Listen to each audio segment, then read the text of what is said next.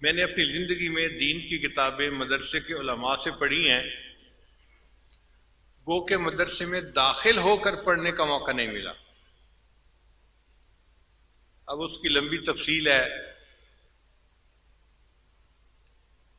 بچپن میں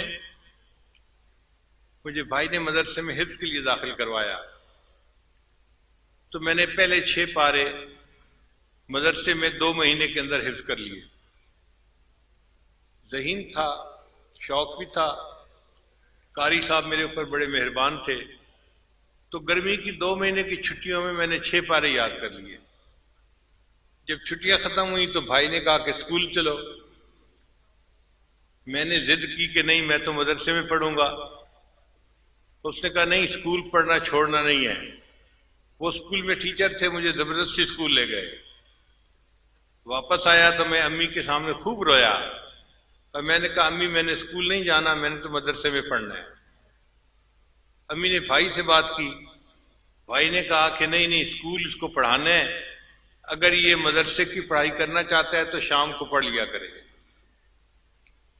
میں نے پوچھا کہ شام کو کیسے پڑھ سکتا ہوں؟ ان کا کہ استاد کا بندوبست میں کر دوں گا اور تم شام کو پڑھ لیا کرنا۔ تو ہمارے شہر میں ایک مفتی تھے، مفتی ولی اللہ صاحب،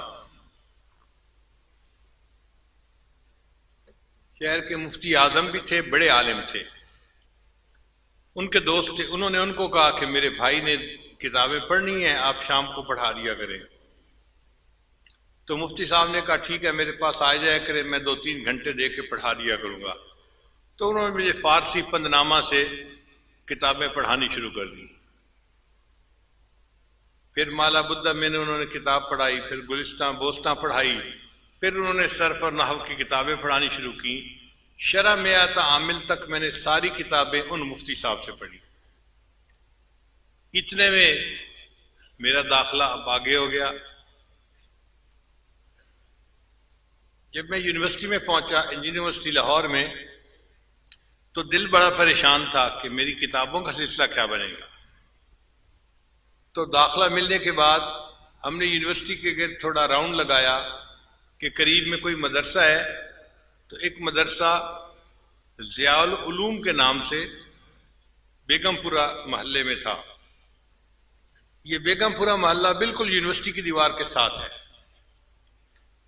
اس کے جو محترم تھے وہ چترال کے عالم تھے۔ میں ان کے پاس گیا اور میں نے انہیں کہا جی کہ میں یونیورسٹی کا طالب علم ہوں، لیکن میرے دل میں علم حاصل کرنے کا شوق بھی ہے، آپ اپنے اساتذہ سے بتا دیں کہ میں شام کو آ جایا کروں گا اور یہ حضرات مجھے کتابیں پڑھا دیا کریں۔ وہ بڑے خوش ہو گئے کہ یونیورسٹی میں انجینئر بننے والا طالب علم پڑھنے کے لیے مدرسے میں آئے گا۔ انہوں نے بڑی شفقت کی، چنانچہ ان کے مفتی حضرات اور دوسرے استاد حضرات نے مجھے کتابیں سبکن پڑھانی شروع کر دی۔ یہ کتابیں میں نے ان سے پڑھیں اور پڑھتا رہا۔ اسی دوران میرے شیخ تھے سید زوار حسین شاہ رحمۃ اللہ علیہ، کراچی میں تھے۔ ان سے میں نے پوچھا کہ اگر مجھے کوئی مسئلہ پوچھنا ہو تو کن سے پوچھنا پڑے گا؟ انہوں نے مجھے فرمایا کہ جامعہ اشرفیہ میں ایک مفتی صاحب ہیں، ان کا نام ہے مفتی جمیل احمد تھانوی رحمۃ اللہ علیہ، آپ ان کے پاس چلے جایا کریں۔ میں ایک دن سائیکل چلا کے یونیورسٹی سے جامعہ اشرفیہ آیا، اس وقت بالکل پتلا دبلا لڑکا سا لگتا تھا۔ تو میں مفتی صاحب کے پاس گیا، مفتی صاحب ذرا مصروف تھے، مجھے دیکھ کے کہنے لگے کیسے آئے ہو؟ میں نے کہا جی مجھے میرے شیخ نے حکم دیا ہے تو میں اپنے مسائل پوچھنے کے لیے آپ سے آیا ہوں، جو پوچھنا ہے کام کی بات پوچھو، میرے وقت ضائع مت کرو۔ تو میں تھوڑا حیران تو ہوا کہ اس کا مطلب ہے مفتی صاحب بہت سخت آدمی ہے، طبیعت کے آدمی ہیں، بڑا نظم و ضبط ہے، تو یہاں پر ٹائم زیادہ نہیں ملنا۔ پھر میں نے ان سے بیٹھ کے بات کی، میں نے کہا مفتی صاحب میں سنت کا شیدائی ہوں، یہ الفاظ تھے، میں سنت کا شیدائی ہوں اور میں چاہتا ہوں کہ میں ہر کام سنت کے مطابق کروں، مگر مجھے پتہ نہیں ہے کہ کیسے کرنا ہے۔ میں آپ کے پاس آیا ہوں، آپ مجھے بتاتے جائیں، میں ایسے عمل کرتا جاؤں گا۔ اس بات کو سن کے مفتی صاحب بہت خوش ہو گئے، چنانچہ میں نے ان سے کھانے کی سنتیں پوچھیں، پینے کی سنتیں پوچھیں، لباس کی سنتیں پوچھیں، سونے جاگنے کی سنتیں پوچھیں۔ حیرانی کی بات ہے کہ ہمیں اس بات چیت کرنے میں 2.5 گھنٹے لگ گئے۔ 2.5 گھنٹے کے بعد مفتی صاحب نے ٹائم دیکھا اور فرمانے لگے بھائی بہت زیادہ وقت ہو گیا، مگر آپ نے بات ہی ایسی چھیڑی کہ میں بات کرتا رہا۔ اچھا، آپ کو میرے پاس آنے کی اجازت ہے، جس وقت آپ چاہیں آپ آ جایا کریں اور دارالفتاح میں بیٹھ جایا کریں، میں آپ کو دیکھ لیا کروں گا تو میں اپنے کام سے فارغ ہو کے آپ کو بلا لیا کروں گا۔ چنانچہ اس کے بعد میں مفتی صاحب کے پاس جاتا تھا اور نماز کے بارے میں، وضو کے بارے میں، طہارت کے بارے میں جو مسائل ہوتے تھے میں حضرت مفتی صاحب سے پوچھتا تھا۔ حضرت مفتی صاحب نے میرے اندر علماء دیوبند کی محبت بھری اور مجھے دیوبند علماء کا شیدا بنا دیا۔ ان کی اتباع سنت، ان کے تقوی کو دیکھ کے مجھے محسوس ہوا کہ واقعی یہ وہ علماء ہیں جو علماء ربانیین ہیں اور ان سے دین سیکھ کر اس کے مطابق زندگی گزارنی چاہیے۔ پھر اس کے بعد بخاری شریف پڑھنے کا جب ٹائم آیا تو ایک تھے مولانا محمد جعفر صاحب، وہ بخاری شریف کے حافظ بھی تھے، قرآن کے حافظ بھی تھے۔ ان سے میں نے بخاری شریف کو پڑھا۔ درمیان میں 1-2 مرتبہ مجھے خیال بھی آیا کہ وفاق المدارس کا امتحان مجھے دینا چاہیے۔ میں نے اپنے ایک استاد سے پوچھا، استاد جی کیا میں امتحان نہ دے دوں؟ تو اس زمانے میں وفاق کا ادارہ نیا نیا بنا تھا اور امتحان دینے کا اتنا رواج نہیں تھا۔ وہ جو استاد تھے انہوں نے خود بھی وفاق سے امتحان پاس نہیں کیا ہوا تھا، تو وہ کہنے لگے کہ تمہیں کاغذ کی ڈگری چاہیے یا علم چاہیے؟ میں نے کہا جی علم چاہیے۔ کہنے لگا ٹھیک ہے، علم پڑھ رہے ہو تو ہم نے کون سا اپنے استادوں سے ڈگریاں لی ہیں، ہم بھی استادوں سے پڑھ کے عالم بنی ہیں، تم بھی پڑھ جاؤ۔ تو اس طرح میں امتحان نہ دے سکا، ورنہ مجھے اتنا یقین تھا کہ میں یونیورسٹی میں فرسٹ آنے والا طالب علم تھا، اگر میں امتحان دیتا تو پاس ضرور ہو جاتا اور وفاق کا مستند عالم بھی کہلاتا، مگر اللہ کو جو منظور وہی ہو کے رہتے ہیں۔ تاہم 2 ادارے ایسے ہیں کہ جنہوں نے مجھے عالم کی اعزازی ڈگری بھی جاری کی ہے، اس کو میں اپنے لیے سند سمجھتا ہوں اور اللہ کا احسان مانتا ہوں۔ ایک جہانیہ منڈی میں دارالعلوم ہے، جامعہ رحمانیہ اس کا نام ہے، وہاں کے محتمم ہر سال مجھے بخاری شریف کے افتتاح کے لیے یہ اختتامی حدیث پڑھانے کے لیے بلایا کرتے تھے۔ ایک دن وہ مجھے کہنے لگے کہ حضرت آج آپ نے جلدی نہیں جانا بلکہ رکنا ہے۔ میں نے پوچھا کیوں؟ کہنے لگے اس لیے کہ ہم نے طلباء کی دستار بندی کروانی ہے اور آپ کی بھی دستار بندی ہونی ہے۔ میں نے محتمم صاحب سے پوچھا حضرت میری دستار بندی کس خوشی میں ہونی ہے؟ کہنے لگے کہ آپ نے جو دین کی خدمت کی ہے نا، اور آپ کے رشیا کے سفر کے حالات ہم نے سنے ہیں، تو ہمارے شورا نے فیصلہ کیا کہ ہم آپ کو اپنے مدرسے کی طرف سے اعزازی ڈگری جاری کریں۔ میں نے کہا حضرت یہ ٹھیک کیسے ہوگا کہ آپ مجھے اعزازی ڈگری؟ انہوں نے ایک رجسٹر اٹھایا، کہنے لگے دیکھو یہ حاضر رجسٹر ہے، میں نے سال کے شروع میں آپ کا نام طلباء کی فہرست میں لکھ دیا تھا اور پورا سال آپ دین کا کام کرتے رہے، میں آپ کی حاضری لگاتا رہا اور آپ باقاعدہ اس سال کے طلباء کی فہرست میں آپ کا نام شامل ہے، اب ہم آپ کو ڈگری دے سکتے ہیں۔ چنانچہ انہوں نے بھرے مجمع میں امامہ پوشی بھی کروائی اور مدرسے کی طرف سے اعزازی ڈگری بھی جاری کر دی۔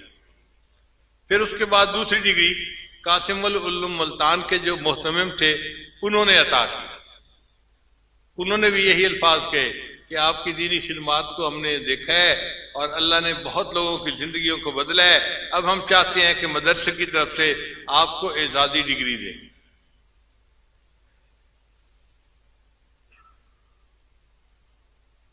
حدیث مبارکہ میں چند واسطے ایسے ہیں کہ جن کے ذریعے سے اس عاجز کو اللہ نے عالی سند عطا فرمائی۔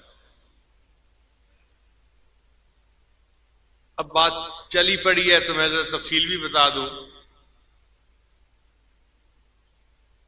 مجھے دیوبند جانے کا موقع اللہ نے عطا فرمایا تو حضرت مولانا سالم قاسمی رحمۃ اللہ علیہ جو قاری محمد طیب رحمۃ اللہ کے بیٹے تھے، اور دارالعلوم دیوبند وقف کے محتمم تھے، انہوں نے اپنے گھر دعوت دی. ہم نے ان کے گھر میں کھانا کھایا تو مجھے کہنے لگے حضرت آپ میرے ساتھ آئیں. تو میں ان کے ساتھ اٹھ کے گیا. وہ مجھے ایک کمرے میں لے کر گئے اور ایک چارپائی کی طرف اشارہ کیا، حضرت اس کے اوپر بیٹھ جائے. میں بیٹھ گیا. پھر پوچھنے لگے حضرت آپ کو پتہ ہے میں نے اس چارپائی پہ آپ کو کیوں بٹھایا ہے؟ میں نے کہا جی مجھے تو نہیں پتا، میں ان پیروں میں سے نہیں ہوں جن کے گھوڑے اور بلیاں بھی علم غیب جانتے ہیں. تو ہنس پڑے. کہنے لگے اچھا میں آپ کو بتاتا ہوں کہ یہ چارپائی حضرت مولانا قاسم نانوتوی رحمۃ اللہ علیہ کی ہے اور یہ کمرہ بھی انہی کا ہے، اور میرا یہ دل چاہتا تھا اس کمرے میں اس چارپائی پر آپ کو بٹھا کر اجازت حدیث لوں. اب میری طرف سے آپ کو حدیث کی اجازت ہے. انہوں نے لکھی ہوئی سند بھی دے دی اور ان کی سند بھی کافی عالی تھی. اللہ نے مجھے یہ نعمت وہاں پر عطا فرما دی. دوسری حدیث کی عالی سند، اس کا بھی عجیب قصہ.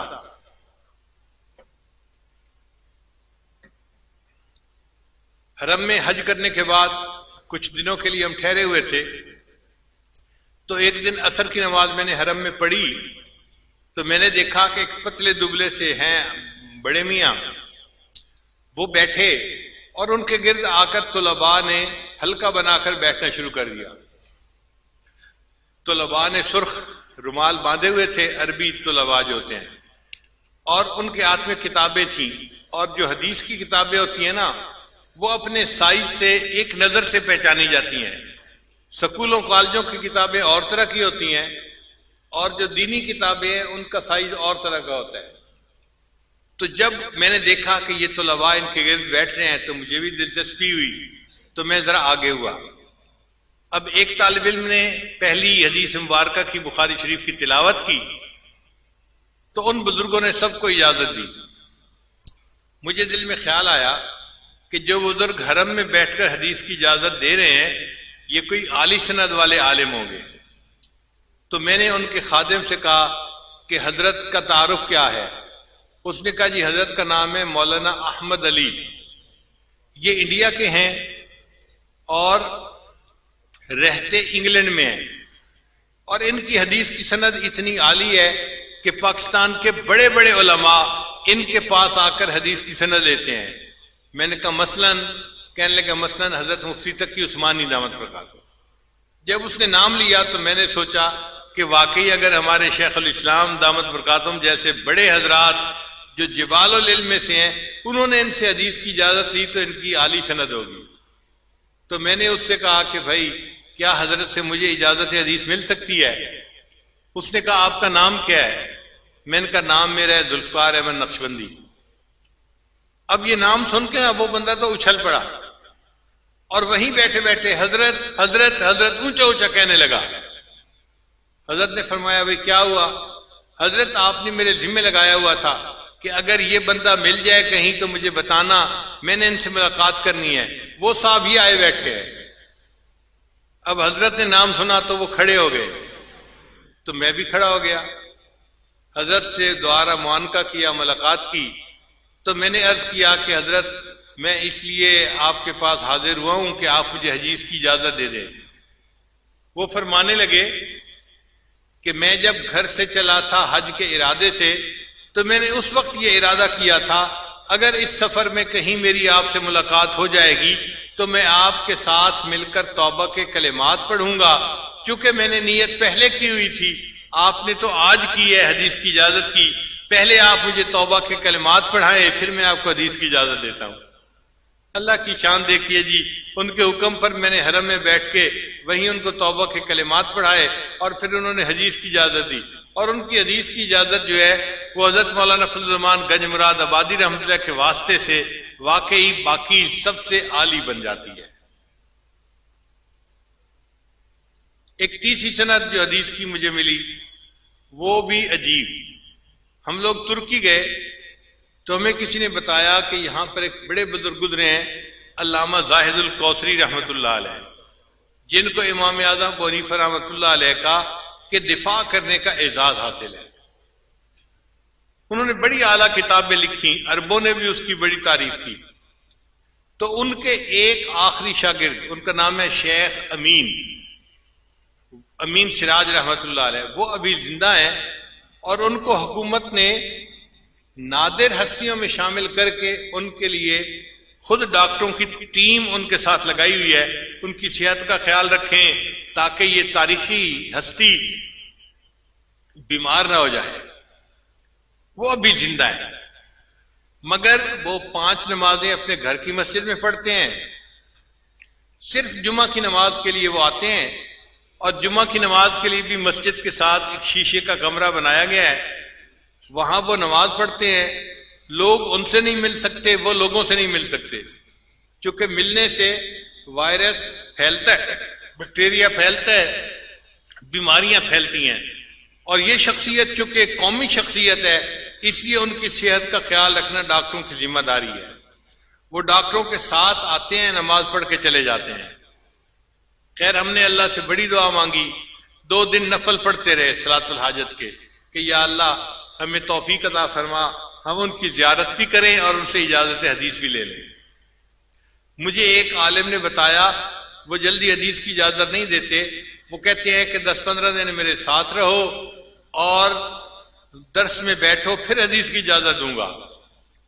اب ہم پریشان کہ ہمارا تو سفر تھا 1-2 دن کے بعد، تو ہم 10-15 دن تو نہیں رہ سکتے، اگر انہوں نے یہ شرط لگا دی تو مشکل ہو جائے گی۔ بہرحال دعائیں مانگتے رہے اللہ کی شان کہ وہ جمعہ کے لیے مسجد میں تشریف لائے۔ ان کا ایک خادم تھا، وہ کمرے سے باہر نکلا تو میں نے اس سے بات کی، میں نے کہا کہ بھائی میں اس طرح پاکستان سے آیا ہوں اور یہ میرا نام ہے، اور آپ حضرت کو میرے سلام بھی دیں اور عرض کریں کہ اگر حدیث کی اجازت دے دیں تو ان کا میرے اوپر بڑا احسان ہوگا۔ خادم نے جا کر ان کو نام بتایا تو وہ فرمانے لگے کہ یہ نام تو میں نے پہلے سنا ہوا ہے، یہ پاکستان کے شیخ آئے ہیں، تو اب میرا بھی دل چاہتا ہے کہ میں ان سے ملاقات کروں، ان کو اندر لے آؤ۔ لو جی، ہمیں کمرے کے اندر جانے کا موقع مل گیا۔ جب کمرے کے دروازے پر میں پہنچا نا تو ڈاکٹر نے مجھے روک لیا، جی آپ پاکستان سے آئے ہوئے ہیں اور آپ کے ملک میں تو ہائیجینک کنڈیشن اچھی نہیں ہے، تو آپ تو ان سے نہیں مل سکتے۔ میں نے کہا بھائی میری بھی چاہت تھی اور شیخ نے بھی یاد کیا تھا، اس لیے میں آیا ہوں۔ ان کا نہیں، آپ کو ہم اس کمرے میں نہیں آنے دیتے۔ پھر اس نے دوسرے ڈاکٹروں کو کہا جی یہ پاکستان سے آئے ہیں، ان کو اس کمرے میں داخل نہیں ہونے دے سکتے، تو اور ڈاکٹر بھی آگے قریب آ گئے۔ اب جانا مشکل اندر، تو شیخ امین سراج نے دیکھا تو انہوں نے عربی زبان میں ان سے بات کی کہ تم اس بندے کو کیوں روکے ہوئے ہو؟ ان کا جی آپ قومی ورثہ ہیں اور آپ کی جان کی حفاظت ہماری ذمہ داری ہے، آپ کوئی عام آدمی نہیں ہے، اور یہ پاکستان پسماندہ ملک سے آئے ہیں اور ان کے ذریعے سے آپ کو بیماری لگ سکتی ہے۔ تو شیخ نے انہیں فرمایا بھئی اگر ان کے ذریعے سے مجھے بیماری لگ سکتی ہے نا تو میں کل کی بجائے آج مرنے کو تیار ہوں، مجھے ان سے ملاقات کرنے دو۔ الحمدللہ کہ پھر شیخ سراج آگے تشریف لائے دروازے پر، وہیں پر انہوں نے معانقہ فرمایا اور حدیث کی اجازت دی، اور ان کی حدیث کی اجازت کی سند بھی بہت عالی ہے۔ یہ 3 سندیں تھیں جو الحمدللہ بہت عالی تھیں اور اللہ نے اپنی رحمت سے عطا فرما دی۔ ایک اور سند جو ہمیں اس دفعہ ملی، چند دن پہلے ہمیں سمرقند بخارا جانے کا موقع ملا، پوری دنیا کے مختلف ملکوں سے مشائخ آئے ہوئے تھے، تو مجھے کمرے میں ایک صاحب کہنے لگے کہ حضرت شام کے ایک عالم آئے ہیں، سید ہیں، اور ان کی حدیث کی نسبت بڑی عالی ہے، اور بخارا کے علماء ان کے کمرے میں جا رہے ہیں ان سے حدیث کی نسبت لینے کے لیے۔ تو میں نے کہا کہ بھائی اگر بخارا کے علماء حدیث کی نسبت لینے کے لیے جا رہے ہیں تو مجھے بھی لے جاؤ ان کے کمرے میں۔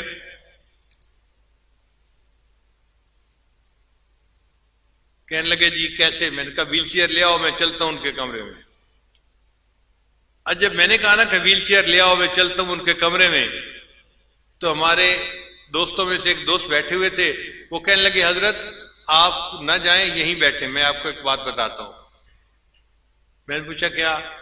کہنے لگے عصر کی نماز کے بعد وہ شیخ مجھے ملے تھے اور انہیں مجھ سے کہا تھا کہ آپ شیخ ذوالفقار احمد نقشبندی کے خلیفہ ہیں، اگر مجھے ان کے پاس آنے کا کوئی وقت مل سکتا ہے تو آپ مجھے فون کر دینا، میں ان سے توبہ کے کلمات پڑھنے کے لیے آؤں گا. تو انہوں نے تو پہلے سے مجھے کہا ہوا ہے، تو میں ان کو فون کر دیتا ہوں، وہ خود تشریف لے آئیں گے. میں نے کہا ٹھیک ہے. چنانچہ انہوں نے فون کیا تو وہ جو عالم تھے وہ اسی وقت اپنے ایک اور شیخ کے ساتھ تشریف لے آئے. وہاں پر انہوں نے آ کر توبہ کے کلمات پڑھے اور اس عاجز نے ان سے حدیث کی اجازت کے لیے درخواست کی. تو انہوں نے بھی حدیث کی اجازت عطا فرما دی. میں نے ان سے پوچھا کہ آپ کی حدیث کی اجازت عالی کیسے بنتی ہے؟ اس نے کہا جی کہ پورے پاکستان میں حدیث کی جو سند چل رہی ہے اس میں قریباً 20 کے قریب واسطے بنتے ہیں نبی علیہ السلام تک، اور جو میری سند ہے اس میں 15 واسطے بنتے ہیں. اتنے کم واسطوں کے ساتھ ان کا تعلق تھا. تو ہم نے پوچھا کہ آپ کی سند کیسے ہے؟ پھر انہوں نے تفصیل بتائی کہ میری سند جو تھی وہ علامہ شامی ابن عابدین رحمۃ اللہ علیہ کے واسطے سے نبی علیہ السلام تک پہنچتی ہے، اور اس وقت پوری دنیا میں حدیث کی اجازت کی یہ سب سے چھوٹی سند ہے، اس کے سوا اور کوئی سند نہیں ہے. پھر انہوں نے چھپی کتاب بھی ہمیں دکھائی. انہوں نے حدیث کی سند حاصل کی تھی علامہ عبداللطیف فرفور سے. یہ فرفور وہ بزرگ ہے کہ جنہوں نے علامہ شامی رحمۃ اللہ کی کتاب کے اوپر حاشیہ لکھا ہے اور اس کی تفصیل لکھی ہے. عجیب انہوں نے کام کیا ہے. وہ کہنے لگے کہ میرے شیخ کو کسی ملک میں وفات ہوئی تو سرد خانے کے اندر رکھ دیا گیا. پھر 1 ہفتے کے بعد ان کی لاش شام میں لائی گئی. ہم نے ان کو غسل دیا اور جب ان کا جنازہ تیار کر کے رکھا تو وفات کے 1 ہفتے کے بعد بھی ان کی گردن کی رگ ہمیں پھڑکتی ہوئی نظر آ رہی تھی. ایسے بزرگ تھے. تو علامہ ابن عابدین رحمۃ اللہ علیہ کی جو یہ سند تھی یہ واقعی ایک عالی سند. ہم نے بعد میں پھر اس کی تحقیق بھی کی اور باقی سندوں کے ساتھ اس کو ملایا بھی صحیح. تو اللہ تعالیٰ کی یہ رحمت ہے کہ یہ ایک بہت عالی سند علامہ شامی رحمۃ اللہ کے واسطے سے اس عاجز کو حاصل ہوئی. اب ان تمام اساتذہ سے اس عاجز نے حدیث کی اجازت لی، آپ کے سامنے اس کی وضاحت کر دی. اللہ تعالیٰ ہمیں دین کی خدمت کے لیے قبول فرمائے. جتنے علماء ہیں، طلباء ہیں، عالمات ہیں یا طالبات ہیں، ان سب کو اس عاجز کی طرف سے حدیث پاک پڑھنے کی اجازت ہے. جی شیخ ظفر صاحب فرما رہے ہیں کہ 6 پارے تو مدرسے میں کیے تھے تو حفظ کے باقی پارے رہتے تھے. وہ پھر یونیورسٹی کے دوران میں نے الحمدللہ حفظ کے کام کو مکمل کر لیا تو اللہ تعالیٰ نے حفظ کے اور علم کے کام کو یوں مکمل کرنے کی توفیق عطا فرما دی. حافظہ فرما رہے ہیں کہ اس وقت توبہ کے کلمات ہم سب پڑھیں گے تاکہ اللہ ہماری دعائیں قبول کر لے. تو نیت کر لیجئے ہم پچھلے تمام گناہوں سے سچی پکی توبہ کر رہے ہیں اور آئندہ نیکوکاری کی زندگی گزارنے کا دل میں ارادہ کر رہے ہیں. الحمدللہ وکفا وسلام علی عبادہ الذین اصطفی اما بعد. یہ کلمات سچے دل کے ساتھ پیچھے پیچھے پڑھیے. بسم اللہ الرحمن الرحیم. لا الہ الا اللہ محمد الرسول اللہ. آمنت باللہ وملائکتہ وکتبہ ورسلہ والیوم الآخر والقدر خیرہ وشرہ من اللہ تعالی والبعث بعد الموت. آمنت باللہ کما ہوا باسمائہ وصفاتہ وقبلت جمیع احکامہ اقرار باللسان وتصدیق بالقلب.